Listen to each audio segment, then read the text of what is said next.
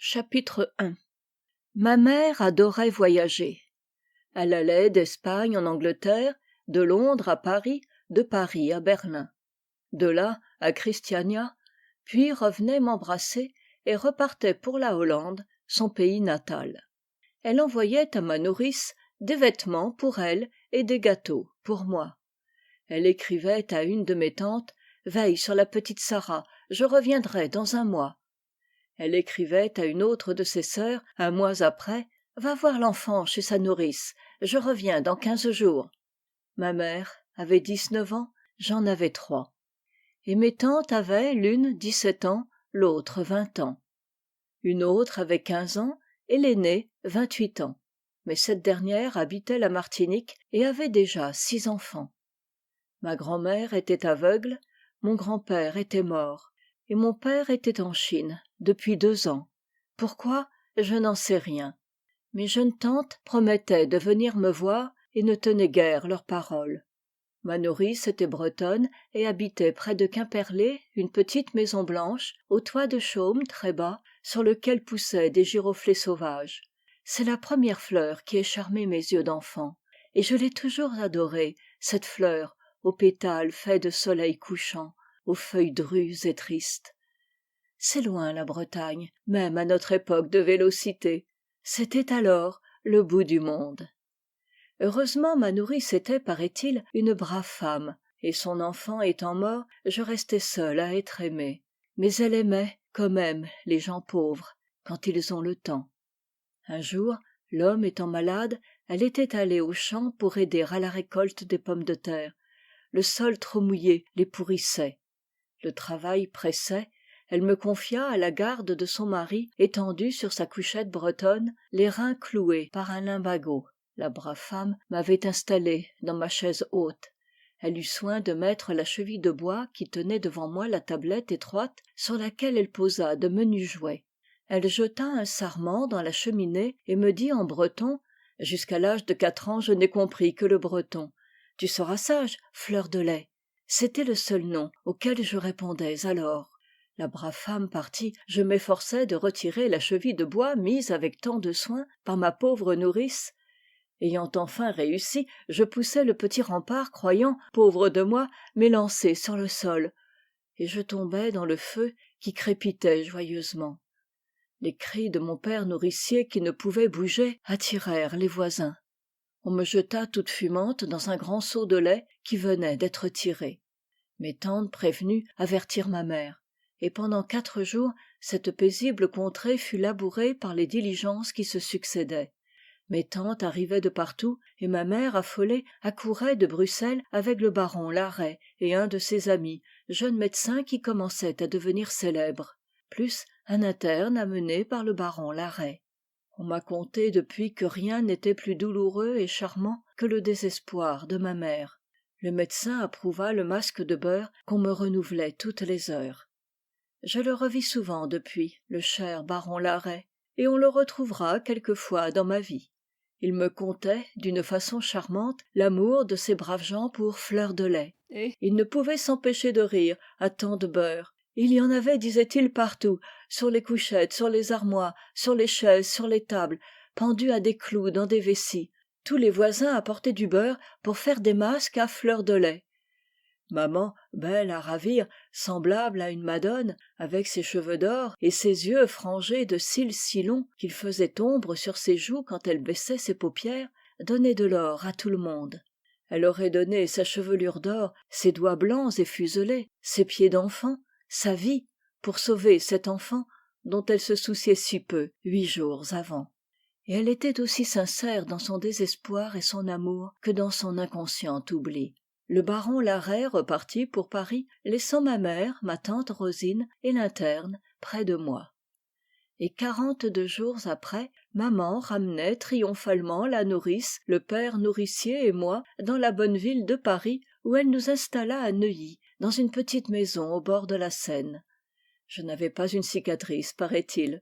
Rien que la peau d'un rose trop vif. Ma mère, heureuse et confiante, repartit pour ses voyages, me laissant de nouveau à la garde de mes tantes. 2 ans s'écoulèrent dans ce petit jardin de Neuilly qui était tout plein de dahlias horribles, serrés et coloriés comme des balles de laine. Mes tantes ne venaient jamais, maman envoyait argent, bonbons, jouets. Le père nourricier mourut, et ma nourrice épousa un concierge qui tirait le cordon au numéro 65 rue de Provence. Ne sachant pas où trouver maman et ne sachant pas écrire, ma nourrice ne prévint personne et m'emmena dans son nouveau local. J'étais ravie du déménagement. J'avais alors 5 ans et je me souviens de ce jour comme je me souviens d'hier. Le logis de ma nourrice se trouvait juste au-dessus de la porte cochère et la fenêtre en œil de bœuf se trouvait encadrée dans la porte lourde et monumentale. Je trouvais cela beau du dehors et je me mis à battre des mains en arrivant devant cette grande porte. C'était à l'heure grise, vers les 5 heures, un jour de novembre. On me mit dans mon petit lit et je m'endormis sans doute, car pour ce jour mes souvenirs s'arrêtent là. Le lendemain, je fus prise d'un chagrin effroyable. La petite chambre où je couchais était sans fenêtre et je me pris à pleurer. Je m'échappai des bras de ma nourrice qui m'habillait pour aller dans la pièce à côté. Je courus à la fenêtre ronde, je collai mon petit front têtu contre les vitres et je me mis à hurler de rage en ne voyant plus les arbres, la bordure de buis, les feuilles qui tombaient. Rien que de la pierre froide, grise, laide et des carreaux en face. Je veux m'en aller, je ne veux pas rester ici, c'est du noir, c'est du vilain. Je veux voir le plafond de la rue, et je sanglotais. Ma pauvre nourrice me prit dans ses bras et m'enveloppant d'une couverture, elle descendit dans la cour. Lève la tête, Fleur de lait, et regarde, le voilà, le plafond de la rue. Cela me consola un peu de voir qu'il y avait du ciel dans ce vilain endroit, mais la tristesse s'était emparée de ma petite âme. Je ne mangeais plus, je pâlissais, je m'anémiais, et je serais certainement morte de consomption sans un hasard véritablement coup de théâtre. Un jour que je jouais dans la cour avec Titine, une petite fille qui logeait au second, et dont ni la figure ni le nom réel ne reviennent à mon esprit, je vis le mari de ma nourrice qui traversait la cour avec 2 dames, dont une très élégante. Je ne les voyais que de dos, mais la voix de cette élégante personne arrêta les battements de mon cœur. Un trouble nerveux s'était emparé de mon pauvre petit corps qui tremblait. « Il y a des fenêtres qui donnent sur la cour ?» questionna-t-elle. « Oui, madame, c'est 4 là. » Et il montrait 4 fenêtres ouvertes au premier étage. La dame se retourna pour voir. Je poussai un cri de joie, de délivrance. « Tendrosine, Tendrosine !» Et je me jetai sur la jupe de la jolie visiteuse. Je mettais mon visage dans ses fourrures, je trépignais, je sanglotais, je riais, je déchirais ses longues manches de dentelle.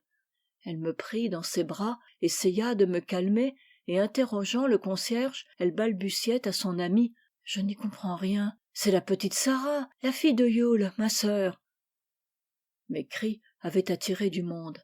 Des fenêtres s'étaient ouvertes. Ma tante prit le parti de se réfugier dans la loge pour avoir une explication. Ma pauvre nourrice lui raconta tout ce qui s'était passé, la mort de son mari, son nouveau mariage. Ce qu'elle dit pour s'excuser, je ne m'en souviens plus. Je m'étais accroché à ma tante qui sentait si bon, et je ne voulais plus la quitter. Elle me promit de venir me chercher le lendemain. Mais je ne voulais plus rester dans le noir. Je voulais partir tout de suite, avec ma nourrice. Ma tante me caressait doucement les cheveux et parlait avec son amie une langue que je ne comprenais pas. Elle essaya en vain de me faire comprendre je ne sais quoi. Je voulais partir avec elle tout de suite. Légère et tendre et câline, sans amour, elle me dit des mots jolis, m'effleura de ses doigts gantés, tapotait sa robe retroussée, faisait 1000 gestes frivoles, charmants et froids. Elle partit entraînée par son amie, vida son petit porte-monnaie entre les mains de ma nourrice. Je m'élançai sur la porte fermée par le mari de ma nourrice qui la reconduisait. Ma pauvre nourrice pleurait et me prenant dans ses bras, elle ouvrit la fenêtre me disant « Pleure plus, Fleur de lait, regarde ta jolie tante, elle reviendra, tu partiras avec elle. » Et de grosses larmes coulaient sur son beau visage rond et calme. Mais je ne voyais que le trou noir qui restait immuable derrière moi. Et dans un élan de désespoir, je m'élançai vers ma tante qui allait monter en voiture, Et puis rien, la nuit, la nuit, un tapage lointain de voix lointaines, lointaines. J'avais échappé à ma pauvre nounou. Je m'étais écrasé sur le pavé aux pieds de ma tante. Je m'étais brisé le bras en 2 endroits et cassé la rotule gauche. Je ne m'éveillai que quelques heures après, dans un grand lit qui était beau, qui sentait bon, qui tenait le milieu d'une grande chambre avec 2 belles fenêtres pleines de joie, car on voyait le plafond de la rue. Ma mère, appelée en toute hâte, vint me soigner. Je connus ma famille, mes tantes, mes cousines. Mon petit cerveau ne comprenait pas pourquoi tant de gens m'aimaient à la fois, alors que j'avais passé tant de jours et de nuits aimé par un seul être. Assez débile de santé, les os menus et friables, je restai 2 ans à me remettre de cette terrible chute. On me portait presque toujours dans les bras.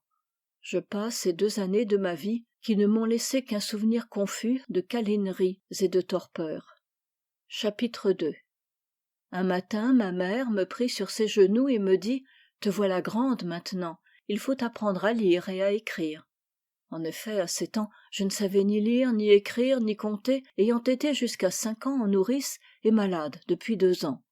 Il faut, continua ma mère, en jouant avec ma chevelure frisée, il faut devenir une grande fille, tu vas aller en pension. Cela ne me disait rien. Qu'est-ce que c'est la pension? Dis. C'est un endroit où il y a beaucoup de petites filles. Elles sont malades? Dis. Oh non, répondit maman. Elles sont bien portantes, comme toi maintenant, et elles jouent, et elles sont gaies. Je sautai et fis éclater ma joie. Mais les yeux pleins de larmes de maman me jetèrent dans ses bras. Et toi, maman, tu seras toute seule, tu n'auras plus de petite fille. Alors maman se pencha vers ma petite taille. Le bon Dieu, pour me consoler, m'a dit qu'il allait m'envoyer un bouquet avec un petit bébé. Ma joie reprit plus bruyante. Alors j'aurai un petit frère, ou une petite sœur. Oh, je n'en veux pas, j'aime pas les filles. Maman m'embrassa tendrement, me fit habiller devant elle. Oh, je me souviens d'une robe bleue en velours épinglé qui faisait mon orgueil.